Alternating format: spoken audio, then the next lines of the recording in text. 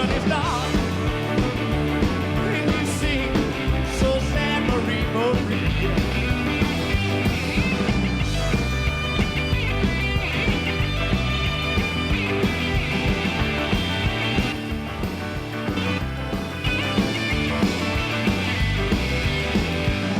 Good morning, good afternoon, good evening, and good golly, Miss Molly.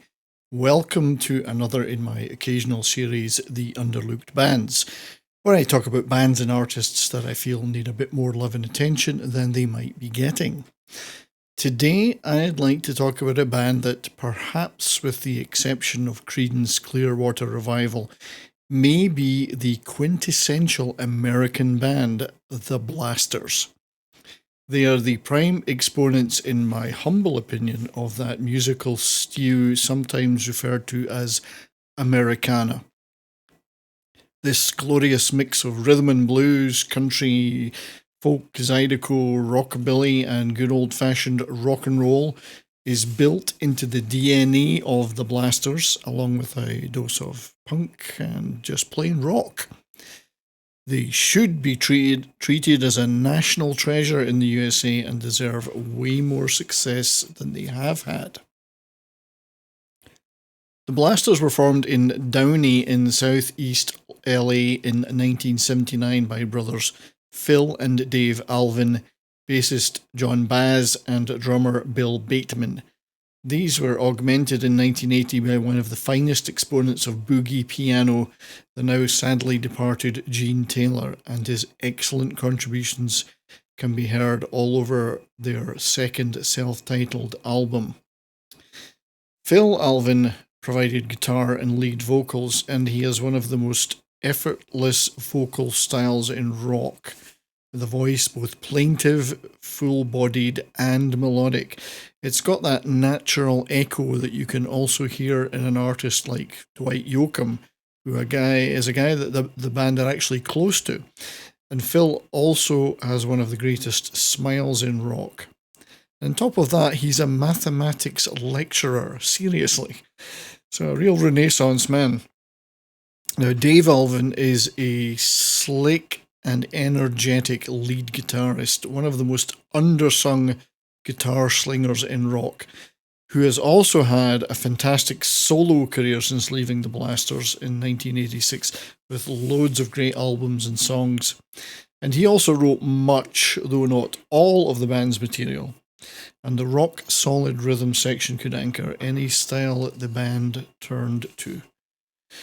The Blasters were initially seen as stalwarts of the LA punk scene, but their stylistic mastery meant that the band could share stages with such diverse acts as Queen, Dwight Yoakam, The Cramps, Sleep at the Wheel, and the mighty Los Lobos, the latter being a band that they were particularly close to personally. There have been 6 studio albums since 1980, the first 4 of which featured the founding lineup, and it's those first 4 I'd like to focus on today.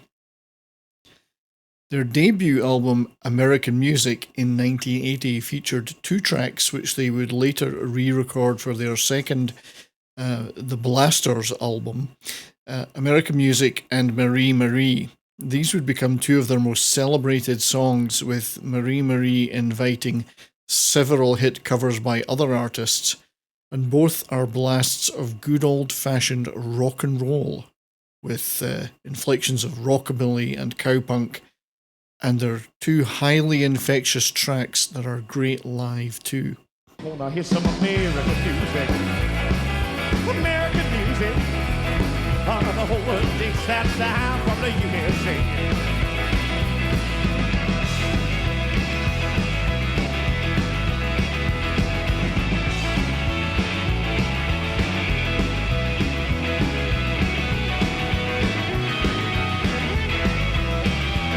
We got the Louisiana boogie and the Delta blues. We got country swing and rockabilly too. We got jazz, country, western, and Chicago blues. It's the greatest music that you ever knew. But it's American music. But it's American music. But it's American music. music is a crazy sound, live from the USA. The song American Music is both a defining anthem for the band's sound and ethos, whilst also being a tribute to the very thing they are defining, this special brew of musical styles from the USA. The first album contains a mixture of Dave Alvin originals, a couple of Phil Alvin songs, and some eclectic covers. Now make sure you get the CD version, which has 6 great bonus cover versions on it. Now, apart from the big two tracks that I mentioned earlier, my personal favourites on this first album are the Boogie Woogie of Flat Top Joint and the cover of the old Bob and Earl number Buzz Buzz Buzz with some great chromatic harp from Phil. Although on a small rockabilly label, Rolling Rock Records, the album did make a lot of people take notice. And by the time the next album, The Blasters, rolled around in 1981, the band had added Gene Taylor and also 2 horn players, Steve Berlin, later of Los Lobos, and the legendary Lee Allen. This paid off big style as the fatter and more varied sound allowed the band to really stretch out. The album was released on Slash Records but got distribution by Warner Brothers, allowing it to reach a wider audience, and it did make the Billboard charts, certainly the top 50. The songs again were either all by Dave Alvin or covers, and apart from the more polished remakes of Marie Marie and American Music, the album featured another all-time great blaster song, Border Radio. This song comes from 1962, dedicated to a man who's gone. 50,000 watts out of Mexico. This is a Border Radio. This is the Border Radio. She thinks of her son asleep in his room and how her man won't see him go. She thinks of her life and she hopes for change while listening to the Border Radio.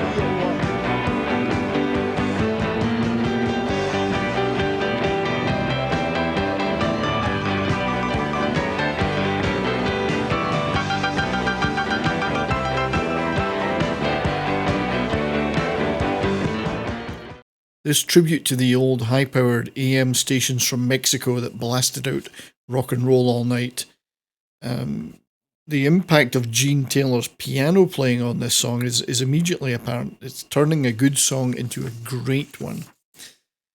Another highlight on the album is This Is It, which is a Chuck Berry-inflexed rockabilly romp with a hot piano solo midway. And I love the up-tempo melodic rocker, So Long Baby Goodbye. But truthfully, there's not a bad track here, and it's a sound of a band who have found their feet and have a vision of what they should be. The vision was realised, and the payoff came on the third album, 1983's Non-Fiction. This LP is a red-hot classic and a candidate for the greatest roots rock album ever. Dave Alvin's songwriting shows incredible depth and poetry. Dave may have left the band later to sing his own songs, but Phil delivers these songs vividly, and the new musicians are now fully incorporated after many gigs on the road, and the band is as tight as a drum. It's really hard on this album to pick highlights, as every track is a standout. Long White Cadillac, which was later a minor hit for Dwight Yoakam, is a hard-driving rocker with evocative, lonesome lyrics. For instance, Night wolves moan, the winter hills are black, I'm all alone, sitting in the back of a long white Cadillac. We're so tired, I lost on its own track, I'll close my eyes. I'm never coming back in her long white Cadillac.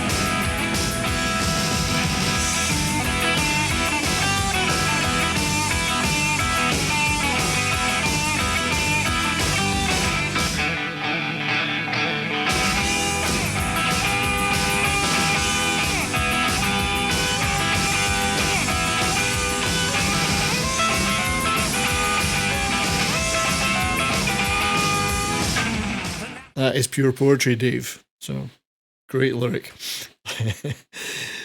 Jubilee Train is a crystal clear gospel-inspired rockabilly, and the horn section is to the forefront on the rollicking One More Dance. And the song It Must Be Love should have been a massive country rock hit for someone somewhere. And the opening track, Red Rose, rocks really hard. But really, the whole album is full of heart and soul, and it's an absolute classic.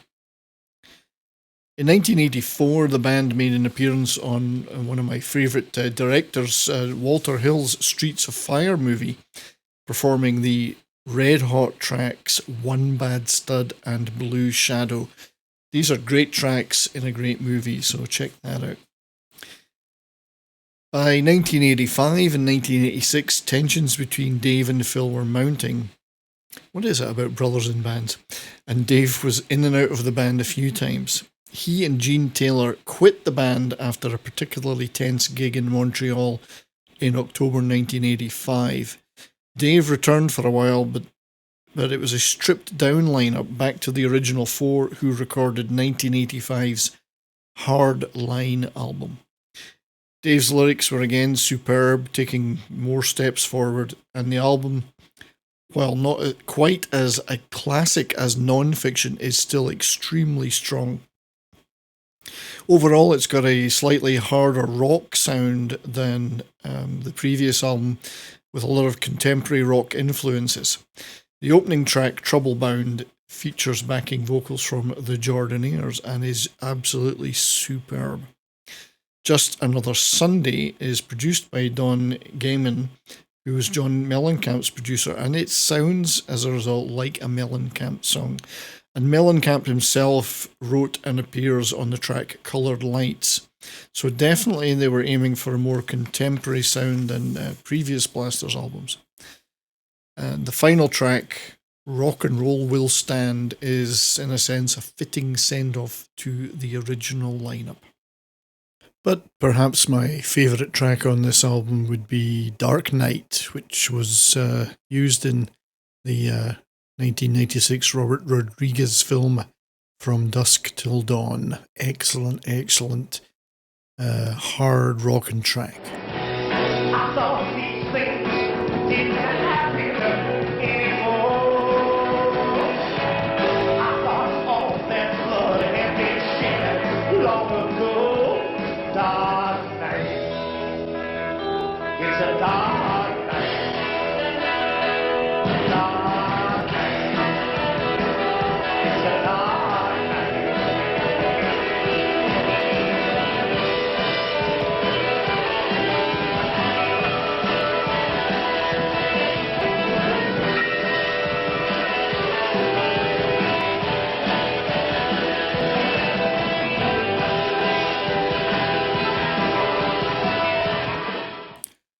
In 1986, Dave Alvin left the band for good, and it would take another video to cover his brilliant career and the rest of the Blasters' history. There have been reunions, tragic deaths, illness, lineup changes, but Phil, John and Bill continue to perform and record as the Blasters, with current lead guitarist since 1993, Keith Wyatt. If, incidentally, you want a great live record of the Blasters in their heyday, check out Over There, Live at the Venue, London, which is a live album from 1982. I wish I had been there. Thanks for watching this video, and if you've never heard the Blasters, please, I beg you, go listen to their and purchase their studio and live albums, and catch them and Dave Alvin somewhere in concert if you can. Till next time, stay well and keep on rockin'.